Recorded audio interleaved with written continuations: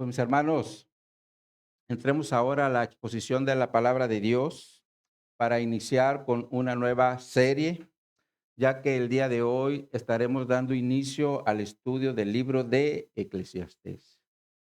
Y mi oración es que el Señor nos siga hablando por medio de este libro para que sigamos siendo edificados y entendiendo cómo es que el Señor realmente sí tiene propósitos para nuestra vida, aunque a veces parece que no. Así que vamos a orar. Oh bendito Dios, queremos poner este tiempo en tus manos, pidiendo que tu Espíritu Santo nos hable ahora por medio de este libro, Señor. Que entendamos lo que tú realmente quieres enseñarnos al corazón, Señor. Pero también para que lo pongamos por obra, Señor. Porque tu palabra no solo es instrucción, porque tu palabra también demanda obediencia de nuestra vida. Así que, mi Dios, te pido que utilices a este siervo inútil para que pueda edificar a sus hermanos y así juntos podamos ser edificados el día de hoy con tu palabra.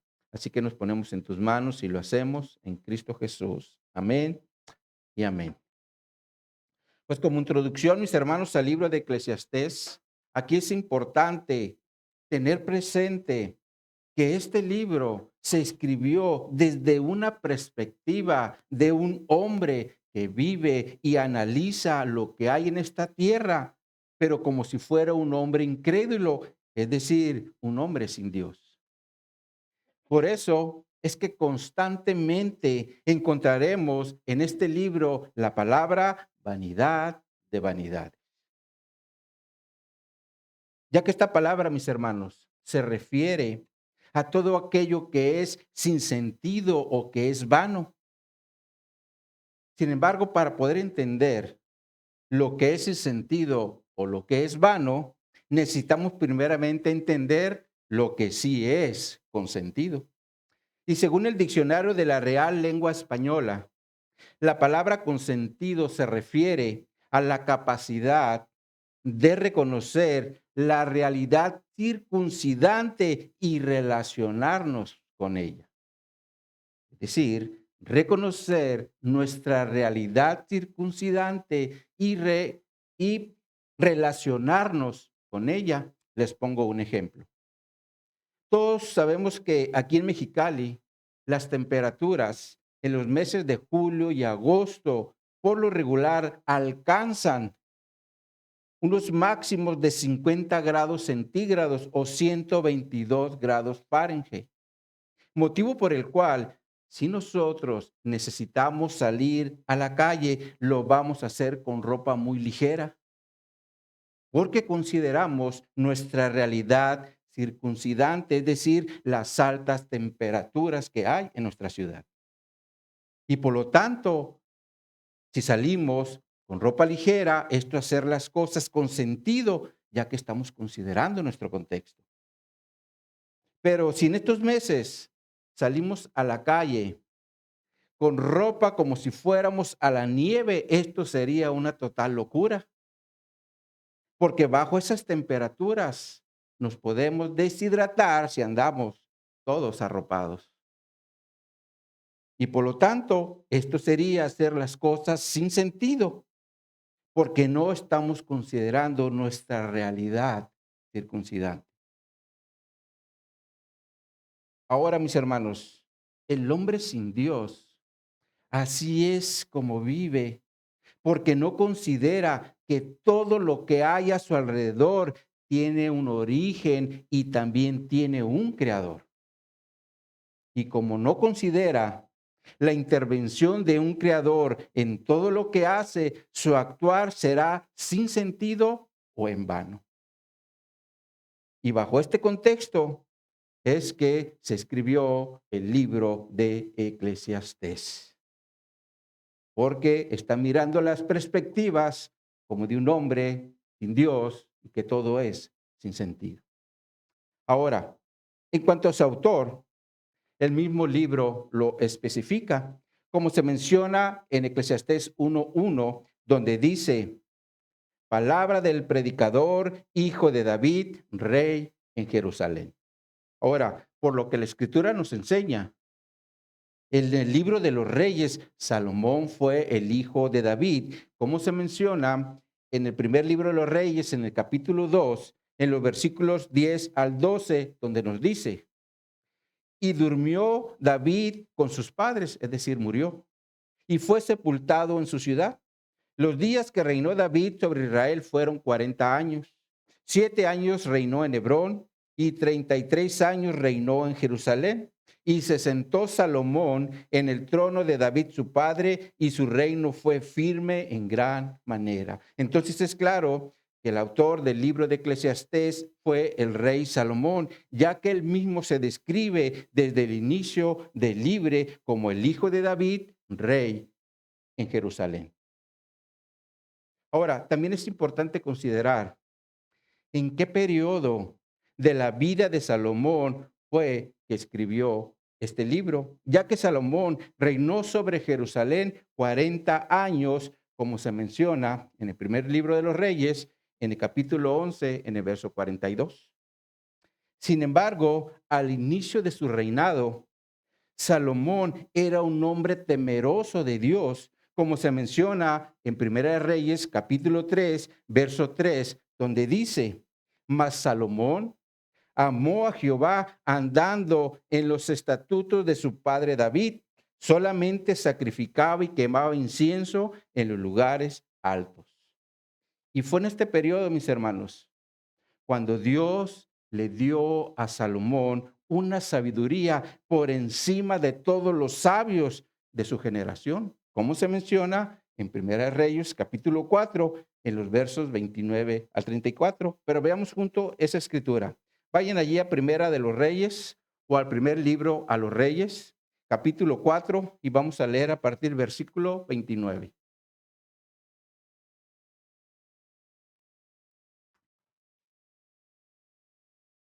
Primera de Reyes, capítulo 4, verso 29 en adelante nos dice, y Dios dio a Salomón, ¿qué dice que le dio? Sabiduría y prudencia más grandes y anchura de corazón como la arena que está a la orilla del mar. Era mayor la sabiduría de Salomón que la de todos los orientales y que toda la sabiduría de los egipcios. Y aún fue más sabio que todos los hombres, más que Etán es Raita, y que Emán, Calcol y Darda, hijos de Maol, y fue conocido entre todas las naciones de alrededor, y compuso 3000 proverbios, y sus cantares fueron 1005. También disertó sobre los árboles, desde el cedro del Líbano hasta el hisopo que nace en la pared. Asimismo, disertó sobre los animales, sobre las aves, sobre los reptiles y sobre los peces. Y para oír la sabiduría de Salomón, venían de todos los pueblos y de todos los reyes de la tierra, a donde había llegado la fama de su sabiduría. Esta escritura nos enseña que Dios fue el que le dio a Salomón una sabiduría por encima de la de todos los sabios de su generación. Y con esta sabiduría, Salomón empezó a reinar sobre Jerusalén. Sin embargo, Salomón en su vejez cayó en apostasía, como se menciona en los primeros 6 versículos del capítulo 11 de Primera a los Reyes. Veamos ahora esta escritura, Primera de Reyes 11, a partir del verso 1. Primera de Reyes 11, a partir del versículo 1 en adelante nos dice, pero el rey Salomón amó además de las hijas de Faraón a muchas mujeres extranjeras, a las de Moab, a las de Amón, a las de Edom, a las de Sidón y a las Eteas, gentes de las cuales Jehová había dicho a los hijos de Israel, no llegaréis a ellas, ni ellas se llegarán a vosotros, porque ciertamente harán inclinar vuestros corazones tras sus dioses. A estas pues se juntó Salomón con Amor. Y tuvo 700 mujeres y 300 concubinas, y sus mujeres, ¿qué dice que hicieron? Desviaron su corazón. Y cuando Salomón era ya viejo, sus mujeres inclinaron su corazón tras dioses ajenos y su corazón no era perfecto con Jehová su Dios, como el corazón de su padre David. Porque Salomón siguió a Astoret, diosa de los sidonios, y a Milcom, ídolo abominable de los amonitas. E hizo Salomón lo malo ante los ojos de Jehová, y no siguió cumplidamente a Jehová como David, su padre. Es claro que Salomón en su vejez fue cuando se apartó de Dios, porque le dio rienda suelta a su carne, involucrándose con mujeres que apartaron su corazón de Dios. Ahora, mis hermanos, si una sola mujer puede cambiar el corazón de un hombre, como pasó con Sansón, porque recuerden que como lo hemos leído con la lectura que tenemos de la Biblia, cuando vimos el libro de los jueces, cómo esta mujer pudo cambiar el corazón de Salomón, perdón, de Sansón, para que le revelara cuál era el poder que él tenía. ¿Y cómo se lo reveló? Pues esa fue su ruina. Ahora imaginemos, mis hermanos, 1000 mujeres presionando a Salomón para adorar a sus ídolos. Es claro que Salomón en su vejez cayó en idolatría porque sus mujeres inclinaron su corazón a sus ídolos, ¿verdad? Y como lo leímos ahorita, era Astoret y Milcom. Y creemos, mis hermanos, que en este periodo es cuando Salomón escribió este libro, el cual está lleno de vanidades o sin propósitos. Ahora, esto también nos enseña que por ningún motivo nosotros como cristianos debemos bajar la guardia, porque nuestro corazón nos puede llevar por un camino que no agrada a Dios, ya que como dice Jeremías, que es engañoso y perverso. Así que por ningún motivo bajamos la guardia o bajemos la guardia para no caer en apostasía, como pasó con Salomón en este periodo de su vida, ignorando ya al Señor, ¿verdad? Sabemos que nosotros como cristianos, si somos del Señor, vamos a estar allí permaneciendo fieles. Pero si no somos fieles, corremos el peligro de estar actuando en contra de la voluntad de Dios, como pasó con Salomón. Entonces, ahora, por otro lado, también es importante considerar que Salomón escribió partes de este libro con fatalismo, ya que habla de eventos que el hombre no puede controlar. Por eso dice en Eclesiastés 1:7, los ríos todos van al mar y el mar no se llena. Al lugar donde los ríos vinieron, allí vuelven para correr de nuevo. Estos elementos de la creación son elementos que el hombre no puede controlar, ya que solo Dios lo puede hacer. Y Salomón les está diciendo como que no, pues es que ya no podemos hacer nada de una manera fatalista. Ahora, Salomón también escribe con pesimismo, ya que observa las cosas de una forma negativa, como en Eclesiastés 4:4, donde dice, he visto asimismo que todo trabajo y toda excelencia de obras despierta la envidia del hombre contra su prójimo. También esto es vanidad y aflicción de espíritu. Salomón aquí ve el trabajo de una forma negativa, ya que dice que la excelencia de sus obras despierta envidia. Ahora, también incluye el hedonismo, y esto se refiere a que la vida, se vive para el disfrute de los placeres. Como lo menciona en el capítulo 8, verso 15, donde dice, por tanto, alabé yo la alegría que no tiene el hombre bien debajo del sol, sino que coma y beba y se alegre, y que esto le quede de su trabajo los días de su vida que Dios le conceda debajo del sol. Es decir, coman, beban, alégrense y disfruten, como si esto realmente fuera el todo de la vida. Y por último, también incluye materialismo, pero en el sentido de que como todos somos materias, todos vamos a tener un mismo destino, que es la muerte, como lo menciona en Eclesiastés 3:19, donde dice, porque lo que le sucede a los hijos de los hombres y lo que le sucede a las bestias, un mismo suceso es. Como mueren los unos, así mueren los otros, y una misma respiración tienen todos, ni tiene más el hombre que la bestia, porque todo es vanidad. Entonces, dice Salomón, como somos todos materias, pues todos vamos a tener el mismo final, que es la muerte, ¿verdad? Entonces, vemos que aquí se está hablando en relación al materialismo, ¿verdad? Porque somos materia. Entonces, mis hermanos, con esto en mente, ahora sí entremos al capítulo 1, en el versículo 1, donde tocaremos el punto, la vanidad del esfuerzo humano. La vanidad del esfuerzo humano. Pero primeramente vayamos al texto y leamos los primeros 11 versículos. Eclesiastés 1, versículos 1 al 11. Nos dice aquí la palabra de Dios, que va a ser lo que vamos a tomar como texto base. Palabras del predicador, hijo de David, rey en Jerusalén. Vanidad de vanidades, dijo el predicador, vanidad de vanidades, todo es vanidad. ¿Qué provecho tiene el hombre de todo su trabajo con que se afana debajo del sol? Generación va, generación viene, mas la tierra siempre permanece. Sale el sol, se pone el sol, se apresura a volver al lugar de donde se levanta. El viento tira hacia el sur y rodea al norte, va girando de continuo y sus giros vuelven el viento de nuevo. Los ríos todos van al mar y el mar no se llena. El lugar donde los ríos vinieron, allí vuelven para recorrer de nuevo. Todas las cosas son fatigosas, más de lo que el hombre puede expresar.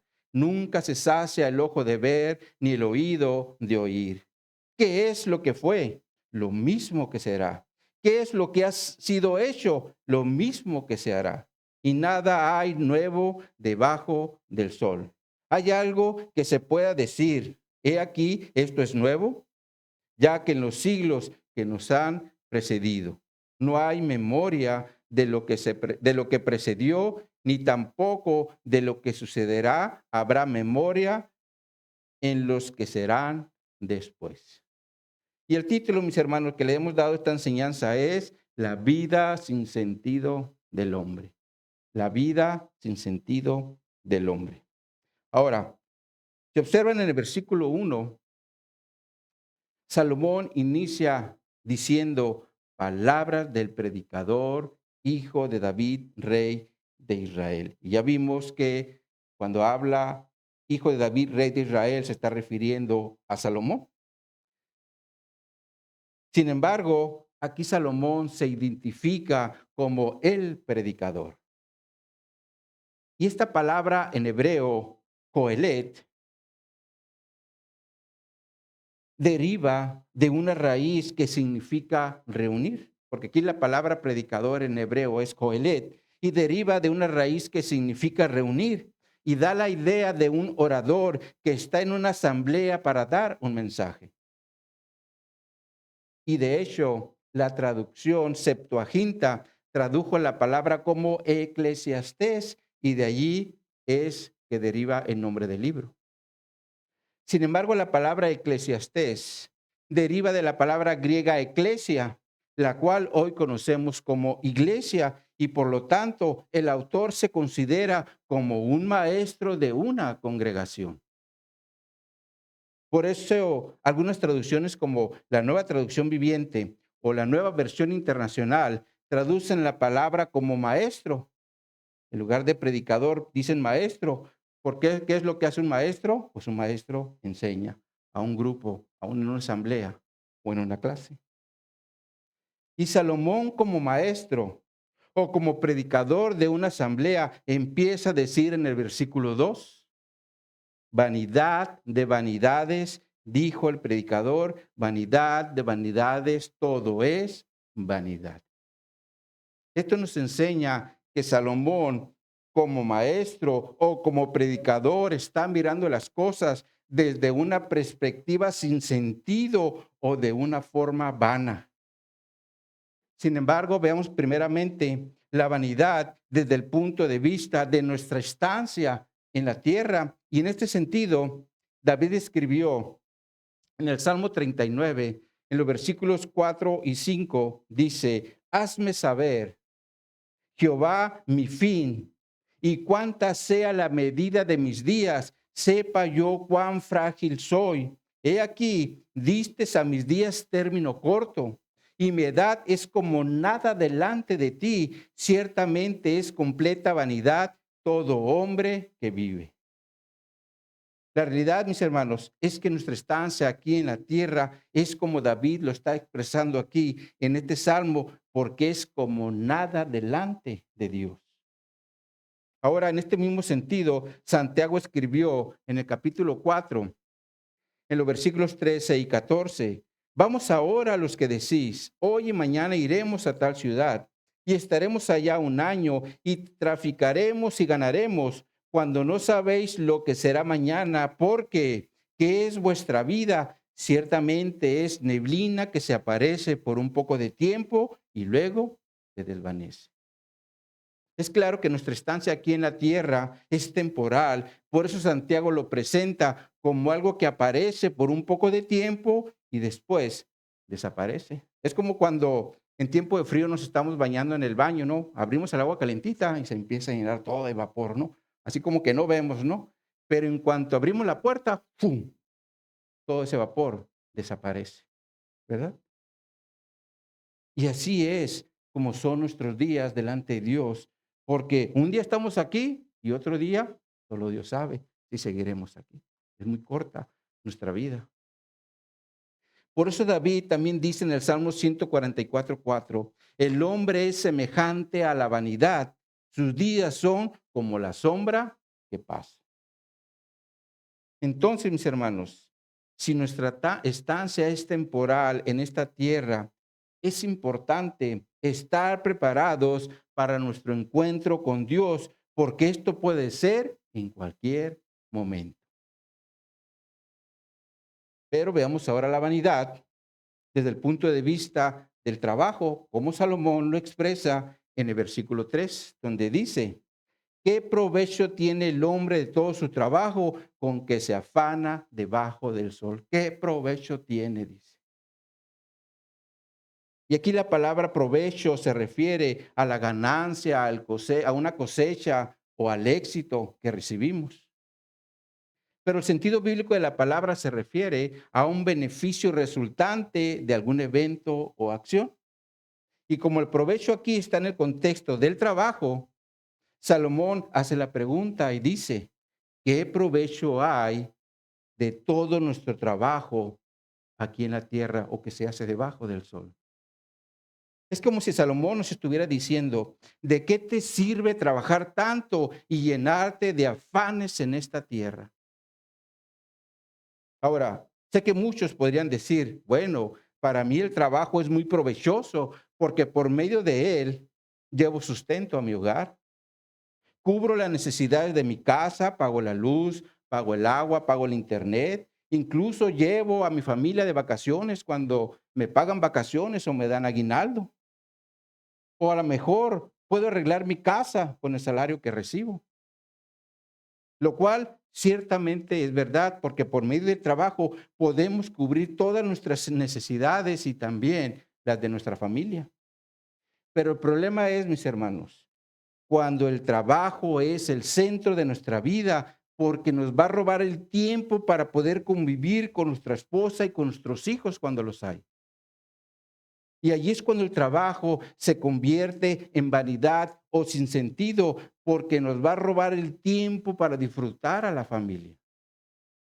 Por eso Salomón también dice en Eclesiastés 2:11, miré yo luego todas las obras que habían hecho mis manos y el trabajo que tomé para hacerlas. Y he aquí, todo era vanidad y aflicción de espíritu y sin provecho debajo del sol. Salomón aquí incluye la aflicción del espíritu y esto se refiere al esfuerzo que hacemos en el trabajo, el cual es sin provecho porque a final de cuentas nos estará privando de disfrutar lo que más apreciamos como lo es nuestra familia porque estamos siempre atrapados en el trabajo. Por eso, mis hermanos, debemos ser equilibrados con el trabajo porque este nos puede atrapar para terminar convirtiéndose en algo que es sin sentido o vano. Por eso Salomón también escribió en Proverbios 23, en los versículos 4 y 5, no te afanes por hacerte rico, sé prudente y desiste. Has de poner tus ojos en las riquezas, siendo ningunas, porque se harán alas como la águila y volarán al cielo. Tus riquezas, pum, de repente se van a desaparecer, lo que está diciendo. ¿Cuántos testimonios hay, mis hermanos, de personas que se la pasaron haciendo riquezas, pero a final de cuentas ni siquiera la disfrutaron? Y esto también es hacer las cosas sin sentido. Sin embargo, atrás de todo esto hay un grave problema o hay algo que es más grave. Y esto es que el dinero no puede comprar nuestra salvación. Por eso Jesús dice en Marcos capítulo 8, verso 36. ¿Por qué? ¿Qué aprovechará al hombre si ganare todo el mundo y perdiere su alma?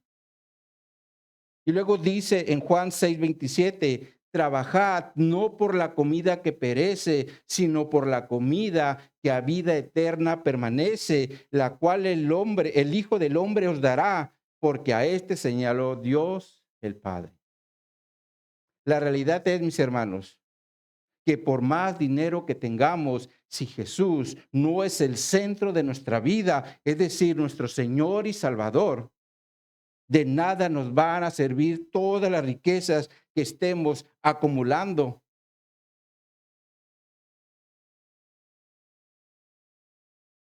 En este sentido, recuerdo, en una ocasión miré una ilustración donde cuando la gente moría y iba a entrar al cielo para entrar a la presencia de Dios y ser juzgado, había un ángel.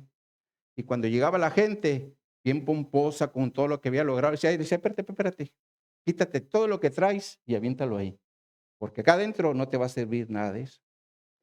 Y de repente sale la imagen y se ve que había joyas, alhajas y dinero, todo lo estaban aventando ahí, indicando esto, que en la presencia de Dios, los bienes obtenidos de nuestro trabajo de nada nos van a servir cuando estemos en la presencia de Dios.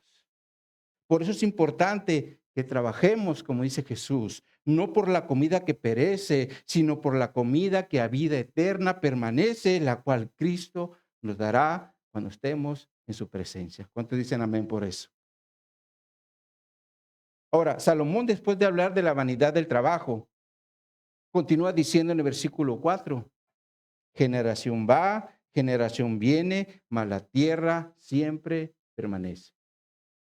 Parece que Salomón está considerando aquí el libro de Génesis, donde se narran diferentes personajes desde su nacimiento hasta su muerte, como por ejemplo, en Génesis capítulo 5 se narran las generaciones desde Adán hasta Noé. Y aunque aquí se habla de hombres que vivieron muchos años, todos ellos un día murieron a excepción de Enoc, porque Dios se lo llevó, como se menciona en Génesis 5:24. Pero de allí en fuera, todos, absolutamente todos, murieron. Y lo mismo es el día de hoy, porque un día vamos a morir, nos guste o no nos guste. Aunque como cristianos tenemos la esperanza de que cuando Cristo regrese por su iglesia, y si estamos vivos, seremos transformados en un abrir y en un cerrar de ojos, como se menciona en 1 Corintios 15:52. Pero mis hermanos, mientras esto no suceda, la muerte seguirá gobernando sobre nuestra vida. Y esto es porque la paga del pecado es muerte, como lo menciona la Escritura en Romanos 6:23. Y por lo tanto, esto significa que de nuestro cuerpo físico está en juicio. De hecho, la mejor evidencia de que el hombre o la mujer es pecador es la misma muerte, porque la muerte es la evidencia de que somos pecadores. Y también la misma Escritura nos enseña cómo este juicio inició en Edén, cuando Dios le prohibió a Adán y Eva comer del fruto prohibido. Pero como comieron, se activó su reloj de vida. Y la escritura nos dice en Génesis 5:5 que Adán vivió 930 años y después murió. Ahora, algo que me llama la atención, y no sé si ustedes de repente lo han visto en las redes sociales, cómo de repente han sacado de que ponen la vida de un artista joven y luego cómo llega hasta su vejez, incluso hasta su muerte, ¿no? O sea, como que en un ratito vemos toda la vida de un personaje. Y cuando miramos estos videos nos damos cuenta que un día va a pasar lo mismo con nosotros, ¿verdad? Porque también vamos a morir y solo Dios sabe cuántas generaciones seguirán habitando esta tierra después de nuestra partida. Por eso Salomón dice, generación va, generación viene.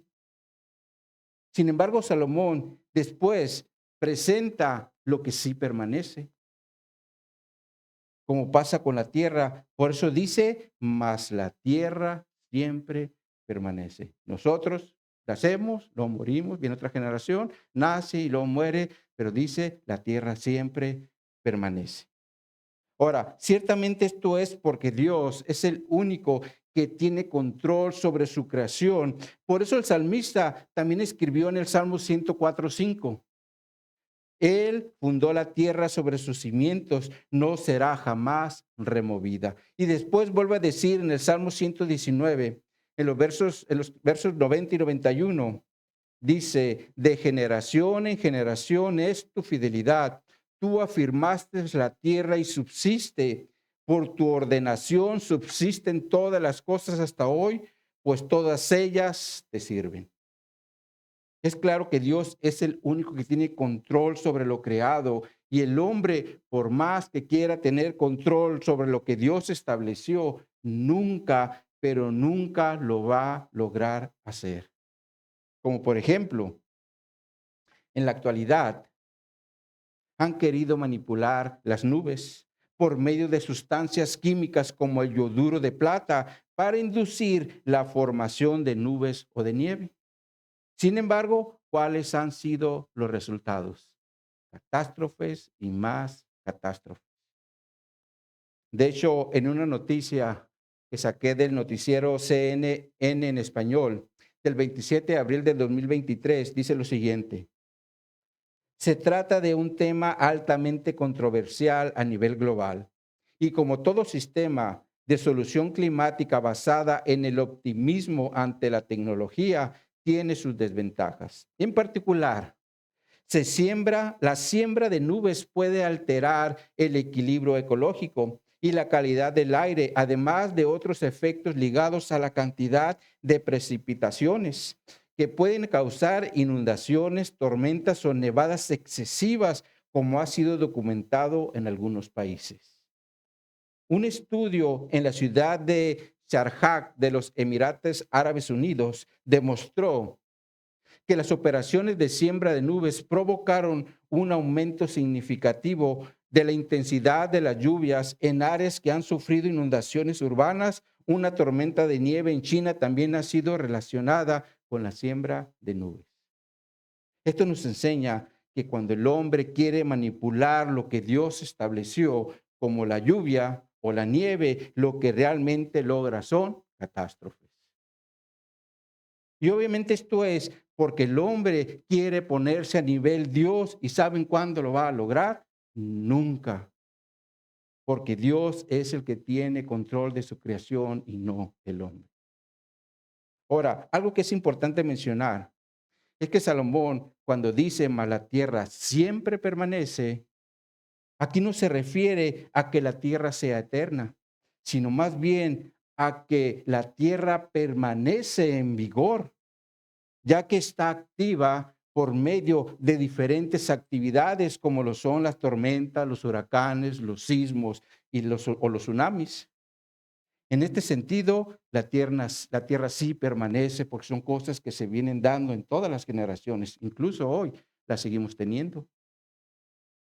Sin embargo, por lo que nos revela el Nuevo Testamento, un día tanto la tierra como los cielos serán deshechos, como el apóstol Pedro lo indica en su segunda carta. Veamos ahora juntos esta escritura. Vayan a segunda de Pedro capítulo 3, A partir del versículo 7 vamos a leer.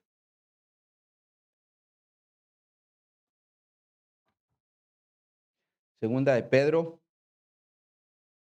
capítulo 3, verso 7 en adelante, nos dice: pero los cielos y la tierra que existen ahora están reservados por la misma palabra, guardados para el fuego en el día del juicio y de la perdición de los hombres impíos. Mas, oh amados, no ignoréis esto, que para el Señor un día es como 1000 años y 1000 años como un día. El Señor no retarda su promesa según algunos la tienen por tardanza, sino que es paciente para con nosotros, no queriendo que ninguno perezca, sino que todos procedan. ¿A qué quiere? ¿A qué dice? Al arrepentimiento. Y esto nos habla de un cambio de dirección. Continúa diciendo en el versículo 10, pero el día del Señor vendrá como ladrón en la noche, en el cual los cielos pasarán con gran estruendo y los elementos ardiendo serán deshechos y la tierra y las obras que en ellas hay serán quemadas. Puesto que todas estas cosas han de ser deshechas, ¿cómo no debéis vosotros andar en santa y piadosa manera de vivir? Esperando y apresurándoos para la venida del día de Dios, en el cual los cielos encendiéndose serán deshechos y los elementos siendo quemados se fundirán. Pero nosotros esperamos, según sus promesas, ¿qué dice? Cielos nuevos y tierra nueva en los cuales mora la justicia.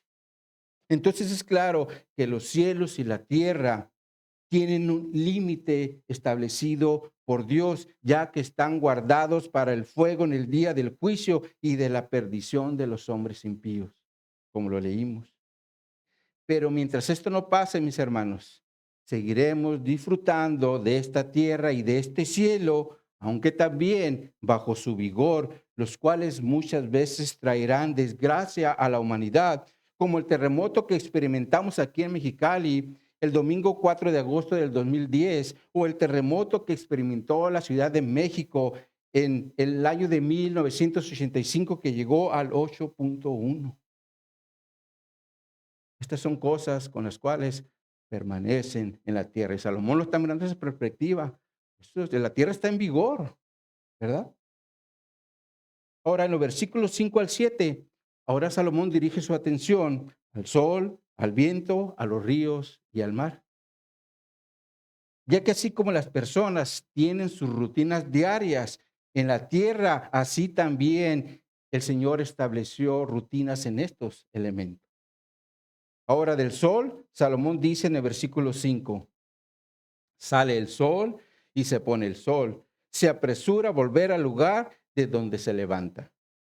Es claro que Salomón analiza el sol desde una perspectiva de un extremo de la tierra, porque mira que el sol sale por un lado y se esconde por el otro, y al día siguiente vuelve a pasar lo mismo.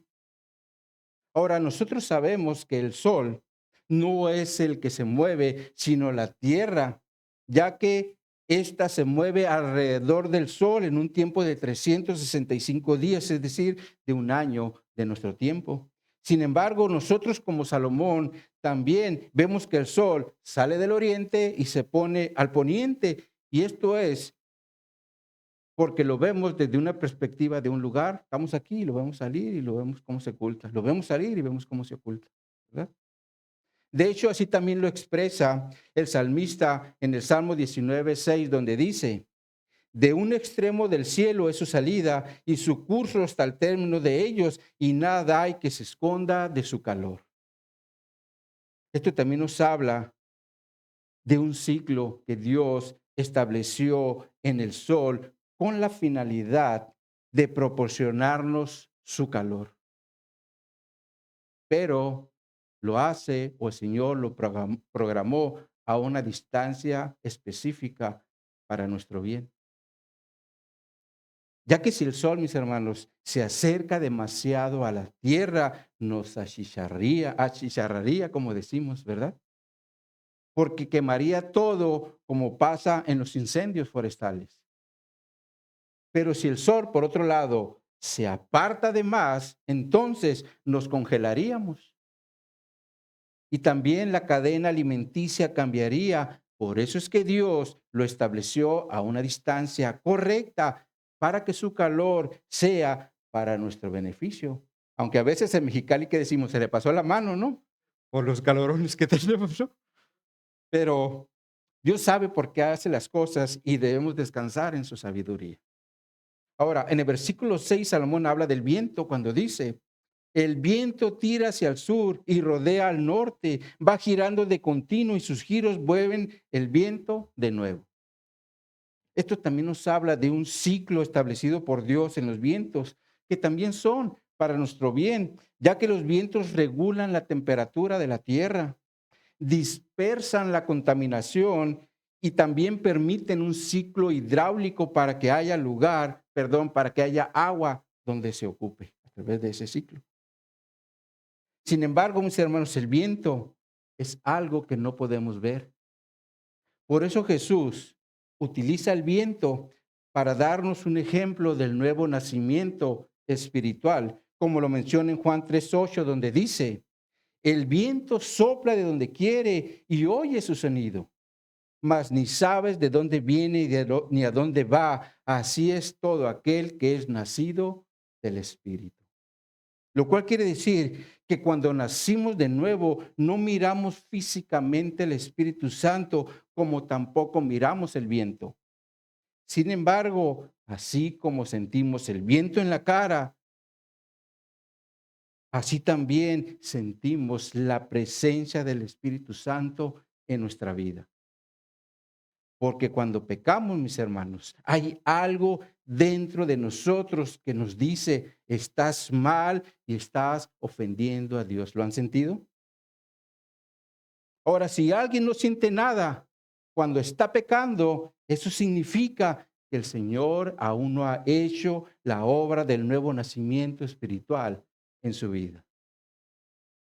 Porque el Espíritu Santo siempre nos va a mostrar el pecado que hicimos contra Dios y contra su palabra. Esa es la obra del Espíritu Santo.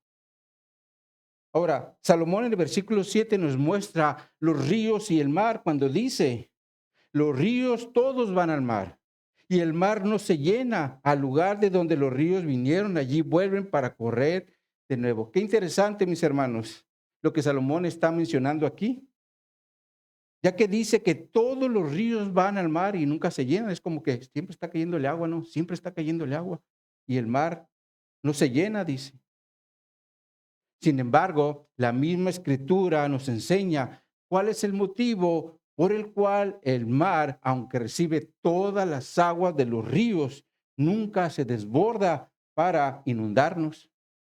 Y esto lo vemos en Job, en el capítulo 38, en los versos 8 al 11, donde dice, ¿quién encerró con puertas el mar cuando se derramaba saliendo de un seno? Cuando puse yo nubes por vestidura suya y por su faja oscuridad, y establecí sobre él mi decreto y puse puertas y cerrojo. Y dije, hasta aquí llegarás y no pasarás delante, y allí parará el orgullo de tus olas. Aquí nuevamente vemos la protección de Dios para nosotros, ya que no permite que el mar se salga de sus límites y nos inunde. Aunque también no podemos negar que Dios en ocasiones lo permite por medio de tsunamis.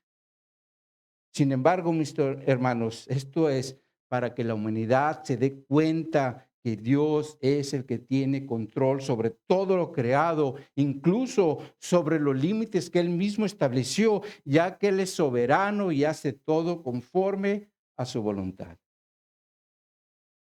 Ahora en el versículo 8, Salomón nos habla de las cosas que son fatigosas.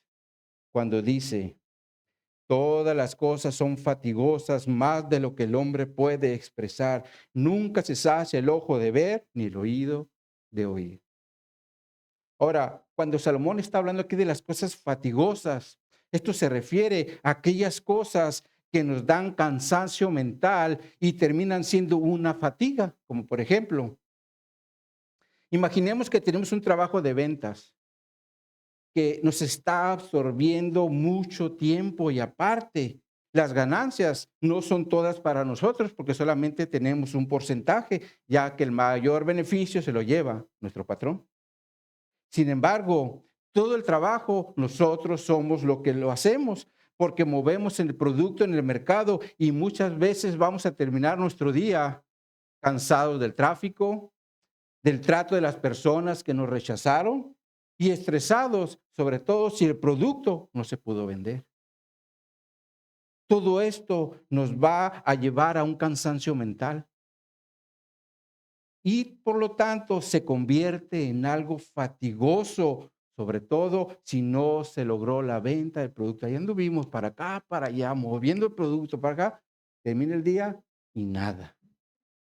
Con dolor de cabeza terminamos porque no pudimos lograr el objetivo. Ahora, dentro de estas cosas fatigosas, Salomón incluye la vista cuando dice, no se sacia el ojo de ver. Ahora, la realidad, mis hermanos, es que nuestros ojos siempre están mirando. Por ejemplo, ahorita ustedes me están mirando a mí, yo lo estoy mirando a ustedes. Cuando leen, ustedes miran su Biblia. Y cuando salimos de aquí, vamos a seguir mirando. Obviamente, primeramente es para no caernos, porque tenemos que ver por dónde vamos caminando, ¿verdad? Pero también nos ayuda para ver aquellas cosas que nos gustan. Ahora, el problema es cuando lo que vemos nos hace estar insatisfechos. Por eso Salomón dice, nunca se sacie. Y aquí la palabra sacia se refiere a estar insatisfechos. Les pongo un ejemplo.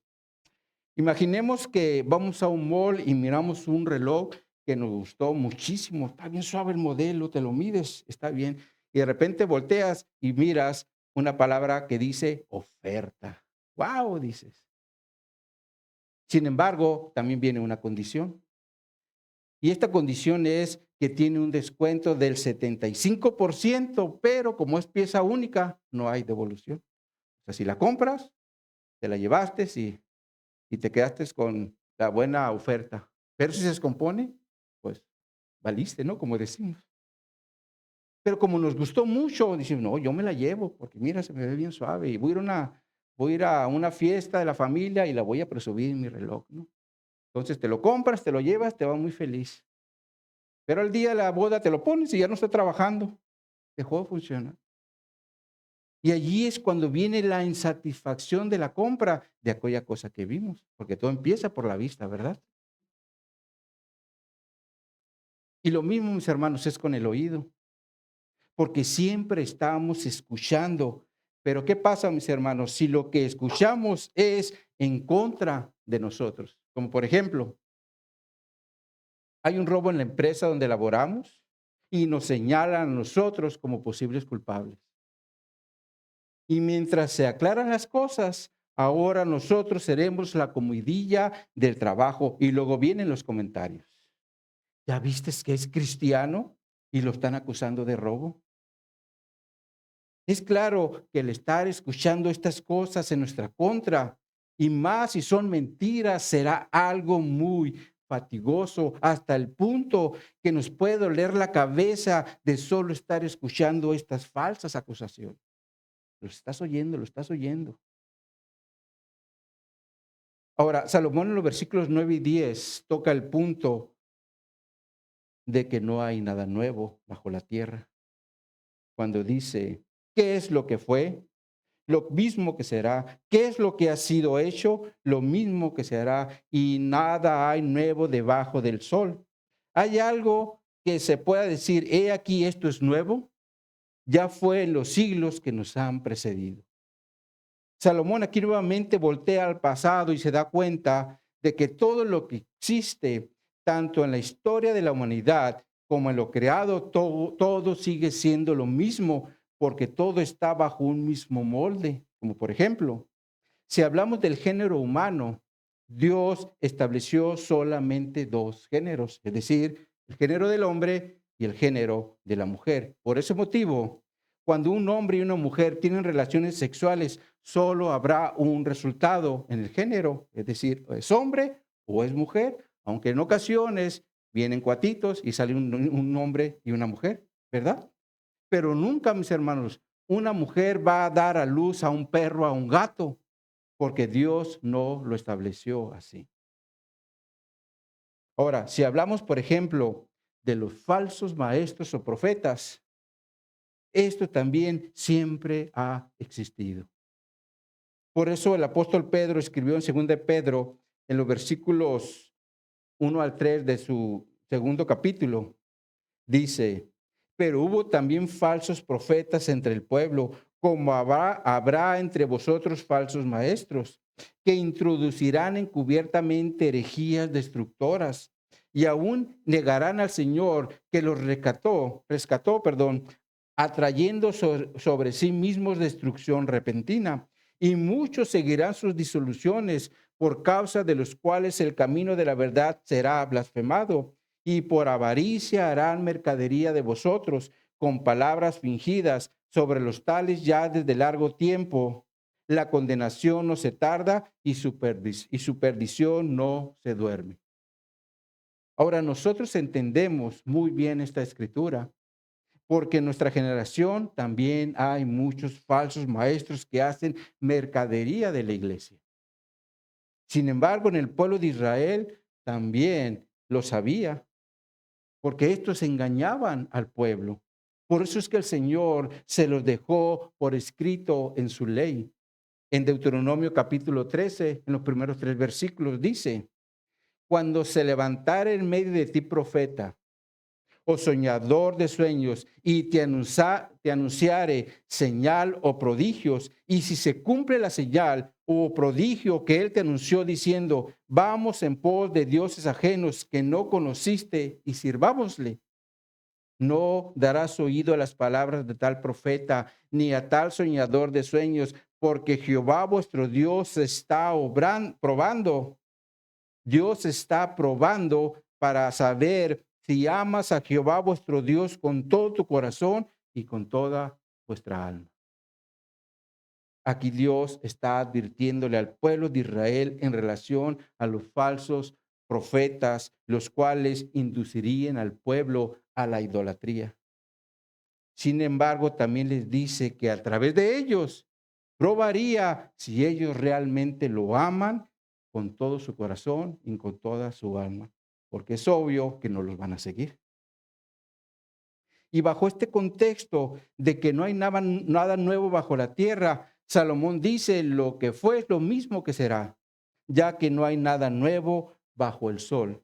Por eso también dice, ¿hay algo que se puede decir, he aquí esto es nuevo? Y luego él mismo contesta la pregunta diciendo al final del versículo 10, ya fue en los siglos que nos han precedido. No hay nada nuevo. Lo que es ahorita, pues ya fue, no hay nada nuevo. Lo cual quiere decir que no hay nada nuevo porque son cosas que se repiten en cada generación, cada generación. Y en este mismo sentido, Salomón también habla de la memoria en el versículo 11, donde dice, no hay memoria de lo que precedió, ni tampoco de lo que sucederá habrá memoria en los días que serán después. Ahora, mis hermanos, la realidad es que nosotros como seres humanos no podemos negar que la memoria es algo con la cual tarde que temprano empezaremos a batallar porque de repente se nos olvidan las cosas. No sé si les ha pasado que de repente están en su casa, van a un lugar y ¿qué venía? Se quedan pensando, ¿qué venía? Y ahí están, ¿verdad? Se nos va el rollo, ¿verdad? Ahora, por otro lado, tampoco podemos negar que hay personas que tienen una memoria impresionante, porque cuando leen o estudian un tema, siempre lo traen fresco en su mente. Pero aún así, llegará un día cuando también tendrán este problema, porque todos nuestros órganos se van deteriorando o incluso puede ser por medio de una enfermedad como lo es el Alzheimer.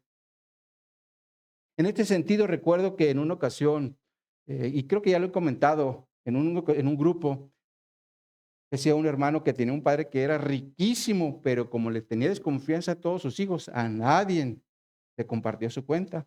Y resulta que le dio esta enfermedad.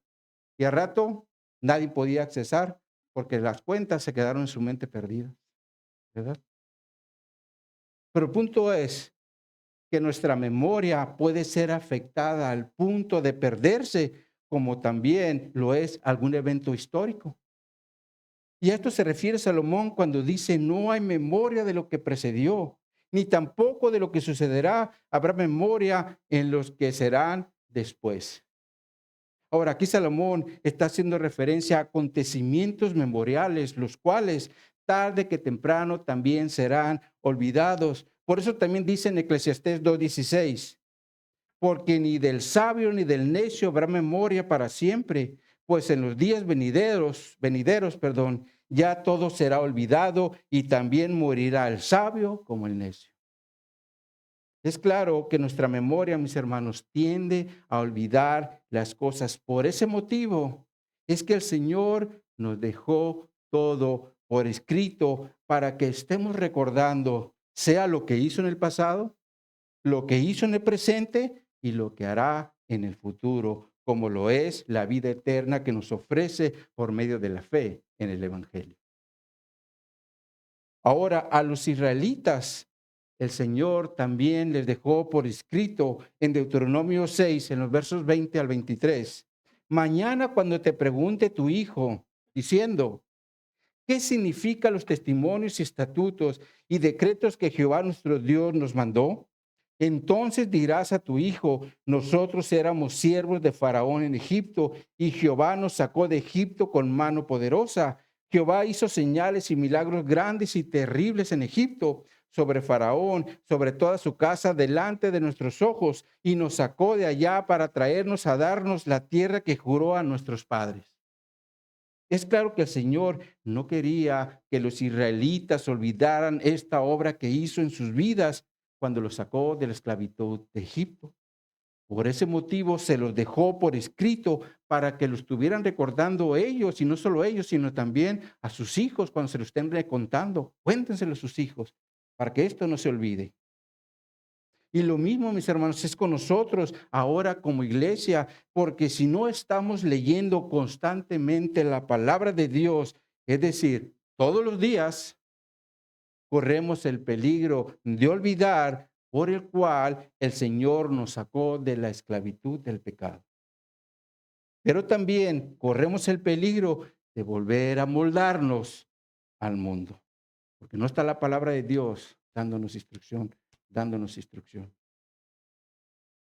Por eso, mis hermanos, lo reitero, no dejemos por ningún motivo el dejar de leer la palabra de Dios para que el Señor constantemente nos esté recordando de dónde nos sacó, pero también para que nos enseñe qué es lo que quiere de nosotros ahora que somos parte de la iglesia de Jesucristo. Así que, mis hermanos, no dejemos de leer la palabra de Dios, pero sobre todo hay que ponerla por obra. Amén. Bueno, entonces como conclusión a lo que vimos el día de hoy, en primer lugar, salgamos de este lugar entendiendo que nuestro Dios es el que tiene control de todas las cosas y por más que nos afanemos en el día a día, vamos a poder hacer un cambio en lo que Dios ya estableció. Porque así como Dios estableció que el sol, el viento, los ríos y el mar operen para nuestro bien, Dios también quiere que entendamos que necesitamos de su dirección para vivir esta vida con propósito. Ya que Dios siempre está dirigiendo todo lo creado y debe dirigir nuestra vida para que nuestro esfuerzo que ahora hagamos no sea de una forma vacía o sin propósito, sino con el propósito que el Señor quiere en nuestra vida. Y en segundo lugar, no dejemos de leer la palabra de Dios para que siempre estemos recordando la obra que Dios ya hizo en nuestra vida y de esa forma le honremos en todo aquello que hagamos mientras estemos en esta vida. Así que mis hermanos, vivamos para Dios, pero que sea Dios el que dirija nuestra vida. Amén. Vamos a orar. Oh mi Dios, te damos gracias por tu palabra. Te pedimos, Señor, que nos ayudes a entender que Te necesitamos en nuestra vida, Señor. Porque si hacemos las cosas no considerándote, Señor, fácilmente podremos estar haciendo las cosas sin sentido. Porque tú estableciste todo con un sentido, Señor. Y nosotros debemos aprendernos a movernos en ese contexto, de ese sentido que tú estableciste las cosas, Señor. Yo te doy gracias, Señor, porque podemos entender que cuando miramos las cosas sin la perspectiva de que tú existes, fácilmente podemos hacer locuras, Señor. Así que, mi Dios, yo te doy gracias, Señor, por tu palabra. También te doy gracias por el Espíritu Santo que está dirigiendo, redarguyéndonos, dándonos corrección cuando estamos obrando contra ti, Señor. Sabemos que aún estamos en este camino, en esta lucha diaria contra el pecado, y más con nuestro propio corazón que es engañoso y perverso, que quiere alejarnos de ti. Pero te damos gracias, Señor, porque tu Espíritu Santo ahí está redarguyéndonos, mostrándonos, dirigiéndonos y fortaleciéndonos también para seguir adelante. Sobre todo porque muchas cosas que pasan a nuestro alrededor, nosotros no podemos tener control de ellos y debemos aprender a descansar en ti, Señor, porque tú sí eres el que tiene control de todo aquello que esté a nuestro alrededor. Así que, mi Dios, ayúdanos a buscar siempre tu dirección para que a través de tu palabra nos estés recordando esa obra que ya hiciste con nosotros, pero también hacia dónde quieres tú, mi Dios, que nosotros vayamos. Porque tu voluntad, mi Dios, es agradable y es perfecta, como dice tu palabra, y esa es la que nosotros debemos buscar ahora como tus hijos. Así que, mi Dios, gracias por permitirnos estar aquí, por permitir que te alabemos y por permitir que escuchemos tu palabra. En el nombre de Jesús te lo agradecemos. Amén.